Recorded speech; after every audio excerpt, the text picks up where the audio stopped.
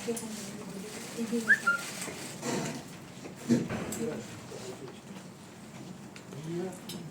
Hello hello hello hello hello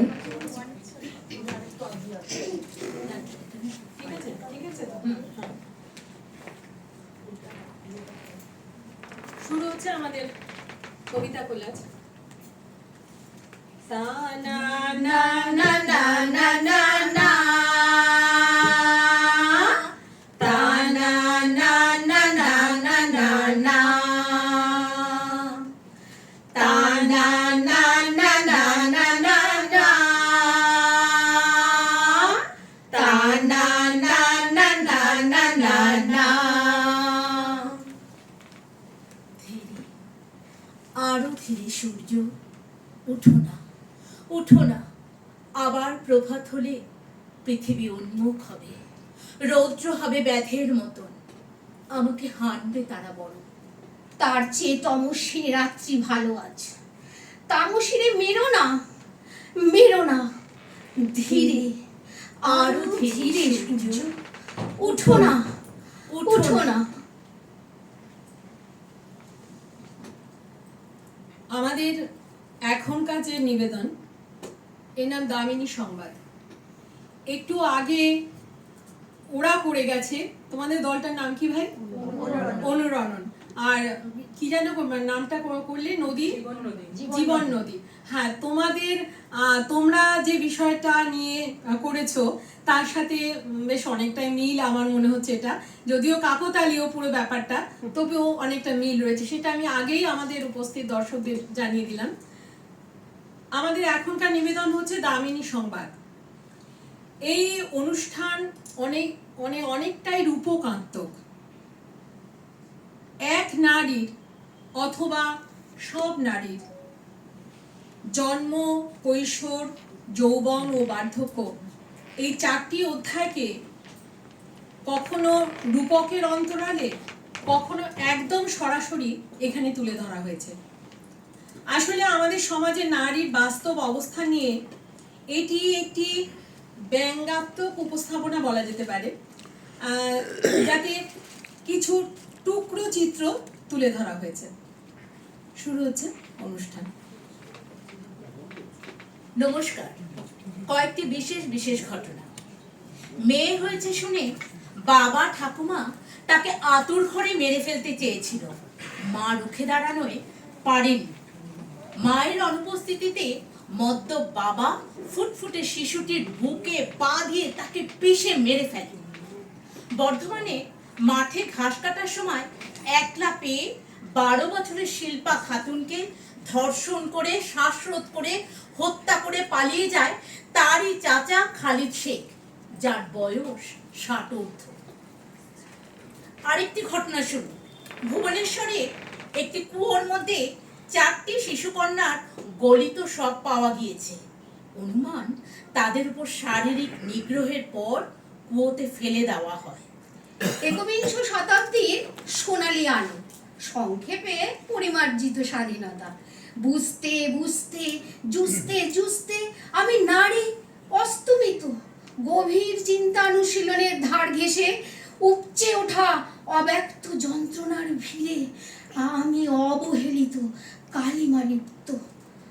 রূপকাত্মক এই স্বাধীনতা। কি গো, ছেলে হলো নাকি গো? ওমা, আবার মেয়ে? ছি ছি ছি ছি, জন্মানোর পর মুখে নুন দিতে পারলি না? নিভন্ত এই চুল্লিতে মা একটু আগুন দে, আর একটু কাল বেঁচেই থাকি বাঁচার আনন্দে। নটন নটন পায়রাগুলি খাঁচাতে বন্দি, 2-1 মুঠো ভাত পেলে তা ওড়াতে মন্দি, 2-1 মুঠো ভাত পেলে তা ওড়াতে মন্দি, ওড়াতে মন্দি। আমি বৃন্দাবনের রায়কিশোর, বয়স আমার 12। বাড়ছি আমি, কাটছি আমি, নজর কারো কারো। দাদা, আই দাদা, তোর বন্ধু ওই অনিশের ছোট কাকা, আমাকে কাল দুপুরে ফুল পেড়ে দেবে বলে বাগানে ডেকে জোর করে চুমু খেয়েছে। এই, চুপ কর। চুমুই তো খেয়েছে, আর তো কিছু করেনি না। লাগছে, আমাকে মারছো কেন মা? না, মারবে না। বদমাশ মেয়ে গায়ে গতরে বড় হচ্ছে, আর আমাদের মান সম্মান ধুলোয় মিশিয়ে দেওয়া হচ্ছে। চুমু খেয়েছে সেটা আবার ঢাক পিটিয়ে বলা হচ্ছে।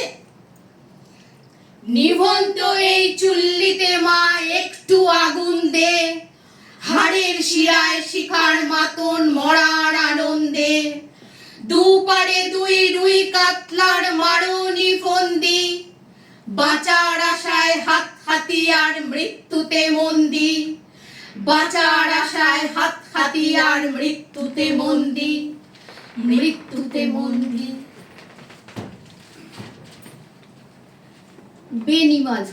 বেণীমাধব লেখাপড়ায় ভালো, শহর থেকে বেড়াতে এলে আমার রং কালো।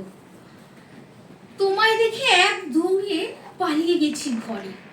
বেণীমাধব আমার বাবা দোকানে কাজ করে, আমি তখন নবম শ্রেণী, আমি তখন 16।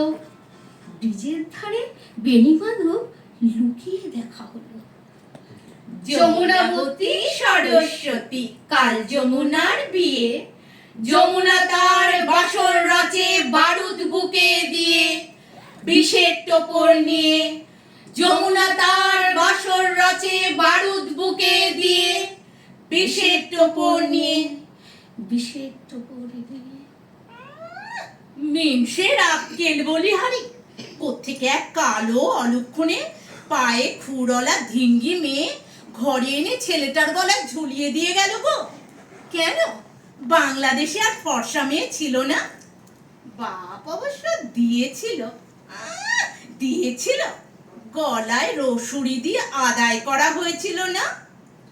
চললো মেয়ে রনেতে চললো, চললো মেয়ে রনেতে চললো, বাজে না ডমরু, অস্ত্র ঝনঝন করে না, জানলো না কেউ তা। চললো মেয়ে রনেতে চললো, চললো মেয়ে রনেতে চললো। পেশি দৃঢ় ব্যথা, মুঠো দৃঢ় কথা, চোখে দৃঢ় জ্বালা, সঙ্গে চললো মেয়ে রনেতে চললো, চললো মেয়ে রনেতে চললো, চললো মেয়ে রনেতে চললো। মালি বলেছিল, সেই মতো টবে লাগিয়েছি রাধাচূড়া। এতটুকু টবে এতটা গাছ, সে কি হতে পারে? মালি বলে, হতে পারে যদি ঠিক জানো কিভাবে বানায় গাছপালা। খুব যদি বেড়ে ওঠে, দাও, ছেটে দাও সব মাথা, কিছুতে করো না সীমা ছাড়া। থেকে যাবে ঠিক ঠান্ডা চুপ, ঘরেও দিব্যি শোভা হবে, লোকেও বলবে বাহ সুন্দর রাধাচূড়া। যমুনাবতী সরস্বতী বারুদ বুকে দিয়ে, বিষের টোপর নিয়ে গেছে এ পথ দিয়ে, বিষের টোপর নিয়ে গেছে এ পথ দিয়ে, গেছে এ পথ দিয়ে। কেমন আছো মন ময়না? ভালোই তো। হঠাৎই প্রশ্ন। অতীত কি উকি দেয় ছেঁড়া স্বপ্নের মতো? বর্তমান থেকে অতীতে পারাপার করে লাভ কি? খুব সুখে আছো তাই না? হ্যাঁ, স্বাধীন হয়েছি যে। হাতের শেকল খুলে দেখি পায়ে শেকল বাঁধা, পায়ের শেকল খুলে দেখি মনে শেকল বাঁধা। তা না না না না না না না, তা না না না না না না না, তা না না না না না না না, তা না না না না না না না। এরপরেও আছে, এরপরে আছে আমাদের সেই বোকা বুদ্ধির কথা। দুই ছেলে এক মেয়ে, সংসারে হলো না ঠাঁই। যা কিছু দাতব্য ছিল দেওয়া হয়ে গেছে, যা কিছু কর্তব্য ছিল সব করা হয়ে গেছে। এখন উপবৃত্ত আয়ু, তাই চলে এলো বৃদ্ধাবাসে। কিন্তু তারপর তারপর তারপর একদিন কি পোকা নড়লো মাথার ভিতর, ঝাঁপ দিল পিচের রাস্তায়। আশ্চর্য অবদেরা হয়ে যায় বৃদ্ধকালেরই। দায়িত্ববিহীন বুড়ি ছেলে মেয়ের সম্মানের কথাটা মোটেই ভাবলো না। নিভন্ত এই চুল্লিতে মা একটু আগুন দে, আর একটু কাল বেঁচেই থাকি বাঁচার আনন্দে। নিভন্ত এই চুল্লিতে মা একটু আগুন দে, আর একটু কাল বেঁচেই থাকি বাঁচার আনন্দে।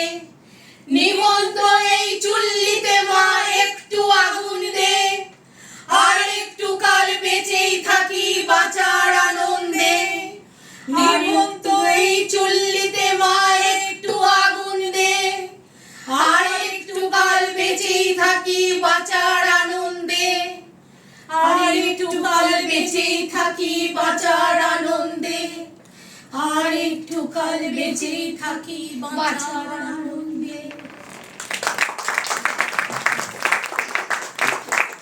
সমগ্র অনুষ্ঠানটিতে কণ্ঠ দিয়েছেন শিউলি দাস এবং নমিতা ভট্টাচার্য, এবং সমগ্র অনুষ্ঠানটি পরিকল্পনা এবং পরিচালনায় গোপা গঙ্গোপাধ্যায়। আর আমরা কৃতজ্ঞতা স্বীকার করছি আমাদের কবিদের কাছে।